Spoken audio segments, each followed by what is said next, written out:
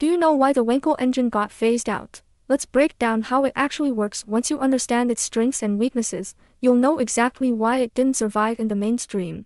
The Wankel engine is completely different from a traditional piston engine.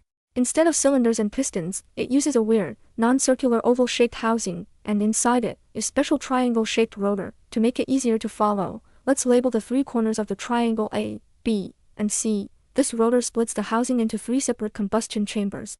Now, even though the design is different, it still runs on the same four-stroke cycle: intake, compression, power, and exhaust. Here's how it works. When point A passes the intake port, air and fuel start flowing in. As the rotor turns, the chamber behind it expands, drawing in more and more of the mixture. Once point B passes the intake port, that chamber seals off and enters the compression stroke. The space gets smaller as the rotor keeps turning, compressing the mixture. When the volume is at its minimum, the chamber is split into two uneven zones, which is why the Wankel engine needs two spark plugs to ignite both parts. This kicks off the power stroke. The mixture ignites and expands, pushing the rotor forward. As point A reaches the exhaust port, the exhaust stroke begins, and the burned gases are pushed out, and just like that, the cycle starts again when it comes back around to the intake port. Now here's the cool part. All three chambers are working at the same time. As soon as one finishes intake, the next one starts. So every full rotation of the rotor completes 3 full combustion cycles. By contrast, a traditional Autocycle piston engine needs 2 full crankshaft revolutions to complete just 1 power stroke per cylinder. So in theory, the Wankel engine has about 6 times more frequent power strokes, giving it a huge advantage in revs. It can easily spin past 30,000 RPM, and the whole engine is super compact. Sounds amazing, right?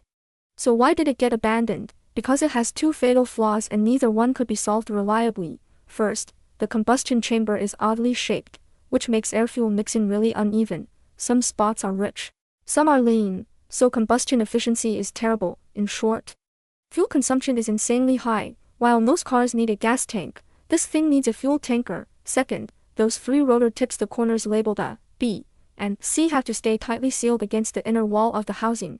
If they don't, you get blow-by and massive losses in power. But keeping them sealed means constant friction metal on metal, and since this is the combustion chamber, you can't use engine oil to lubricate it. Any oil in there just burns up like fuel. So what do you get? Fast wear and frequent sealing failures on a racetrack.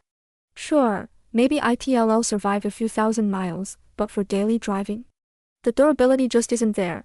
These 2 issues alone were enough to kill the Wankel. But wait, there's more. Because the engine is so small, it produces a ton of heat in a tight space, so the cooling system needs to be extremely strong. Also, because of the short moment arm of the rotor, the torque output is low, kind of like an electric motor. High RPM, low torque. And finally, because of its unusual design, manufacturing is expensive. So yeah, despite all its theoretical advantages, the Wankel engine just had too many real-world problems to stay relevant.